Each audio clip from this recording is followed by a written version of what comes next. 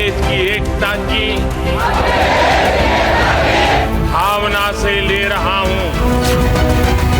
इस देश के निवासी सभी जन एक है, रंग रूप वेश भाषा चाहे अनेक है। एक है तो सेफ है।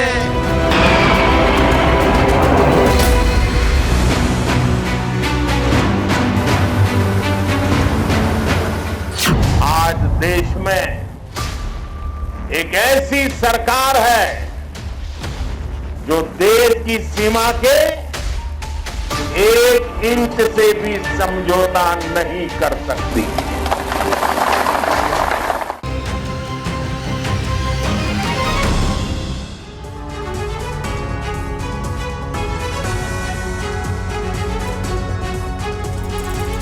राजनीति में जो बयान दिए जाते हैं उनके शाब्दिक अर्थों से उनके असली अर्थ उससे कहीं आगे के होते हैं। कटेंगे तो बटेंगे के बयान से जो एक बहस का सिलसिला देश में शुरू हुआ, वो प्रधानमंत्री के नए बयान यानी एक है तो सेफ है से आगे बढ़ता नजर आ रहा है। इसके अलग अलग तरीके से सियासी अर्थ और मायने निकाले जा रहे हैं। करेंगे इस पर विस्तार से चर्चा, इस पर बातचीत। मैं हूं आपके साथ रवि मिश्रा, मेरे साथ हैं करुणा शंकर शर्मा। तो एकता दिवस के मौके पर गुजरात से पीएम मोदी ने एक नया नारा दिया है, एक है तो सेफ है। अब सवाल है कि महाराष्ट्र और झारखंड चुनाव से पहले पीएम के इस नारे के क्या मायने हैं, इसके क्या अर्थ है? बिल्कुल, सवाल यह है कि क्या इसके कोई सियासी मायने, और सिर्फ इतना ही नहीं, भारत और पाकिस्तान की नीति को लेकर भी प्रधानमंत्री मोदी ने विपक्ष को कटघरे में खड़ा किया। पीएम ने साफ कह दिया है कि उनकी सरकार में 1 इंच जमीन से भी समझौता नहीं होता है। मतलब कि चीन और पाकिस्तान को सीधा संदेश और निशाने पर विपक्ष। आज इसी पर होगी बात। हमारे साथ खास मेहमान भी जुड़ेंगे, लेकिन पहले प्रधानमंत्री का एक है तो सेफ है वाला बयान आपको सुनवा देते हैं। देश के निवासी सभी जन एक है, रंग रूप वेश भाषा चाहे अनेक है। ये गीत गाए जाते थे। आज की तारीख में कोई ये गीत गाएगा तो उसको अरबन नक्सलों की जमात गालियां देने का मौका पकड़े लेगी। और आज कोई अगर कह दें कि एक है तो सेफ है, तो ये लोग एक है तो सेफ है उसको भी गलत तरीके से परिभाषित करने में लगेंगे। तो सुना आपने प्रधानमंत्री का बयान, एक हैं तो सेफ हैं।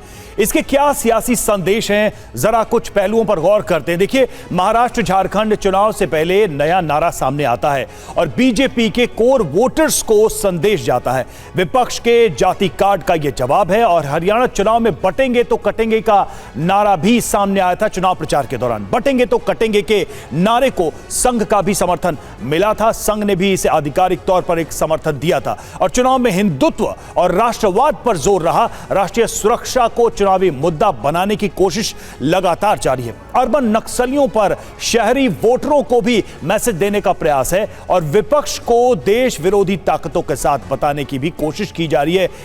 इस तरह के बयानों के जरिए, इस तरह के एक नए पॉलिटिकल नैरेटिव के जरिए हम अपने मेहमानों का रुख करेंगे और इन्हीं बयानों पर हम एक एक करके चर्चा करेंगे और समझने की कोशिश करेंगे कि इसके वास्तविक अर्थ क्या है। शिवम त्यागी हमारे साथ बीजेपी के प्रवक्ता जुड़े हुए हैं, प्रशांत रायकवार हमारे साथ प्रवक्ता कांग्रेस के जुड़े हुए हैं, दीपक रंजन हमारे साथ प्रवक्ता एसपी और राम कृपाल सिंह वरिष्ठ पत्रकार हमारे साथ जुड़े हुए हैं। राकेश त्रिपाठी हमें नजर आ रहे हैं, वो भी हमारे साथ जुड़े हुए हैं, बीजेपी के प्रवक्ता। सबसे पहला प्रश्न राकेश जी आप ही से मैं करूंगा, एक हैं तो सेफ हैं और फिर उसके साथ अर्बन नक्सल, इस टर्म को इस्तेमाल करना प्रधानमंत्री का, इसका अर्थ क्या समझा जाए? चुनाव सिर पर है, हरियाणा का चुनाव बीत चुका है और ऐसे बयान योगी आदित्यनाथ के बाद अब प्रधानमंत्री की तरफ से आते हैं। प्रधानमंत्री ने तो इसको स्पष्ट करने की कोशिश की, लेकिन विपक्ष इसको दूसरी दृष्टि से देख रहा है। आप इस पर क्या कहेंगे? देखिए रवि, कल 31 अक्टूबर थी और 31 अक्टूबर को पूरा देश सरदार वल्लभ भाई पटेल की जन्म जयंती मनाता है और सरदार वल्लभ भाई पटेल को श्रद्धांजलि देते हुए भारतीय जनता पार्टी की नरेंद्र मोदी सरकार ने एक स्टेच्यू ऑफ यूनिटी बनाने का काम किया है। पूरे देश भर के सभी गांवों से हमने लौह संग्रहण करके उस पूरे देश की एकात्मता का स्वरूप रखने का काम किया है, उनकी एक स्टेच्यू ऑफ यूनिटी बनाने का काम किया है। पूरे देश भर में हम रन फॉर यूनिटी के कार्यक्रम आयोजित करते हैं।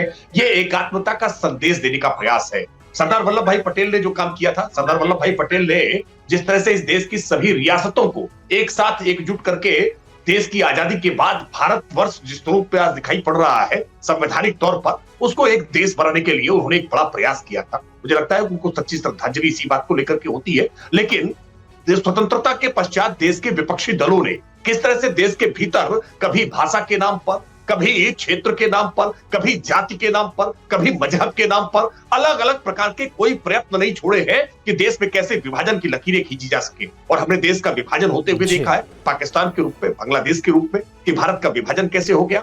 ऐसे में आवश्यकता इस बात की है कि हम लगातार एकात्मता के मसले पर बात करें, हम देश को एकजुट रखने के लिए वो सारे कारण गिनाने का काम करें। और हमने तो बचपन से गाया है ना, अलग भाषा, अलग देश, अलग वेश, फिर भी अपना एक देश। भारत विविधताओं के साथ चलता है लेकिन एकात्मता के साथ चलता है। पूरा पूरब से लेकर पश्चिम तक, अटक से लेकर कटक तक और कश्मीर से लेकर कन्याकुमारी तक भारत कैसे एक हो, सब जन एक हो। लेकिन जिस तरह के विपक्ष के प्रयास है, कभी अमीर गरीब के नाम पर, कभी ऊंच नीच के नाम पर, कभी जाति के नाम पर अलग अलग प्रकार के प्रयास किए जाते हैं। कभी आदिवासी गिरवासी में भेद करने का प्रयास किया जाता है। ये जो भेदभाव की राजनीति है ना, ये जो बांटने की राजनीति है ना, निश्चित तौर पर यह समाज के लिए, यह देश के लिए नुकसानदायक है। और इसीलिए प्रधानमंत्री जी ने एक बड़े मंच से एक बड़ा संदेश दिया है। मुझे लगता है इस सकारात्मक संदेश को सबको स्वीकार करना चाहिए। और विशेष करके जो वो विपक्षी ताकतें हैं जो अर्बन नक्सल के रूप में इस देश का विभाजन करने के लिए एक वैचारिक लगातार अभियान छेड़े हुए हैं, ऐसे वैचारिक अभियान को कुंद करने की आवश्यकता है जो इस देश को विभाजित करने का षड्यंत्र रच रही है, इस देश के औद्योगिक व्यवस्था को तहस नहस करने का प्रयास करना चाहती है। अब देखिए कि कैसे भारतीय उद्योगपतियों को लेकर के भी एक टिप्पणी करके एक वातावरण बनाने का प्रयास करता है। आपका विदेशी कंपनियों के साथ प्यार हो सकता है, लेकिन भारतीय कंपनियों के ऊपर आप लगातार हमला करने का काम करते हैं। भिन्न भिन्न प्रकार के कैसे पैरामीटर्स के आधार पर विभाजन करने का प्रयास किया जा रहा है। विभाजन रुकना चाहिए, देश को एकात्मता के साथ बढ़ना चाहिए।